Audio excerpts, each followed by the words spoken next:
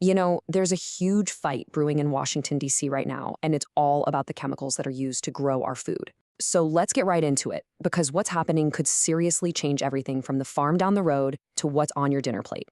At the very heart of this whole thing is a massive question.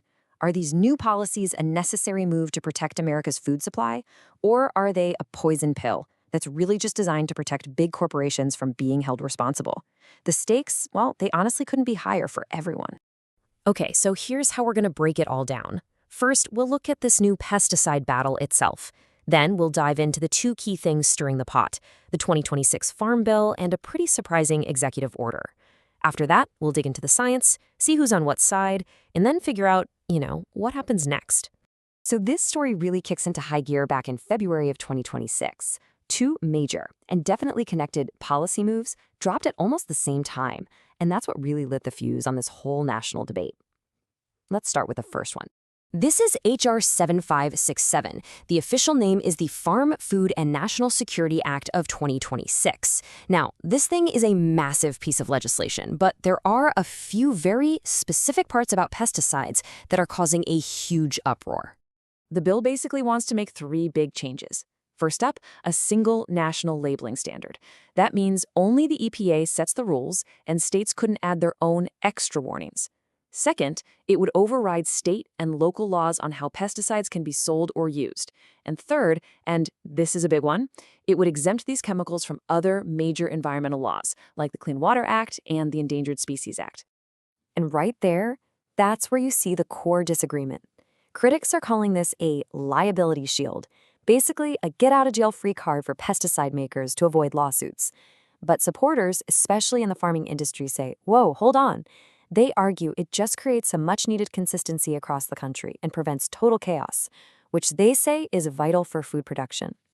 All right, so just a few days after that Farm Bill draft came out, the other shoe dropped. This time, it was a presidential executive order focused on one specific chemical, glyphosate. You probably know it as the main ingredient in Roundup.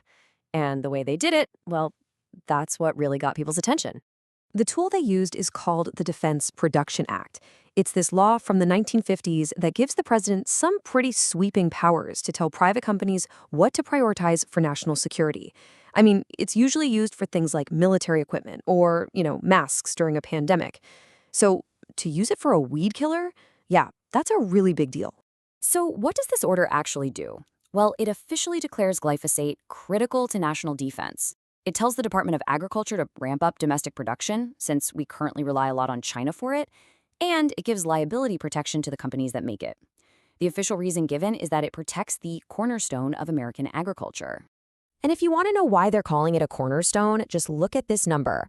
Glyphosate is used on about 280 million acres of U.S. cropland. That is a massive, massive footprint. It really shows you how central it's become to modern, large-scale farming in this country. Okay, so you've got all this policy and all this legal maneuvering happening, but it's all built on top of a very shaky foundation, and that is the fundamental disagreement over whether glyphosate is actually safe. And the crazy thing is, even the top scientific bodies can't agree. On one side, you have the World Health Organization's Cancer Agency, the IARC. Back in 2015, they looked at the data and classified glyphosate as probably carcinogenic to humans. But then you have the US EPA, which did its own review in 2020 and concluded it's not likely to cause cancer. This split is the fuel for this entire fire. And believe me, these battles have been incredibly expensive. So far, Bayer, the company that owns Monsanto, has paid out something like $10 billion to settle lawsuits from people who claim Roundup gave them cancer. That number alone shows you the astronomical financial stakes we're talking about here. So with that kind of money and policy on the line, you can bet there are a lot of different groups with a huge stake in how this all turns out. Let's take a look at who's on what side of the fence and what they're arguing. The battle lines are drawn pretty clearly. You've got MAHA activists and environmental groups who are strongly against these changes, calling it a betrayal of public health. And on the other side, you have the agriculture industry and farm groups who are strongly in support, arguing this is absolutely essential for a stable food supply.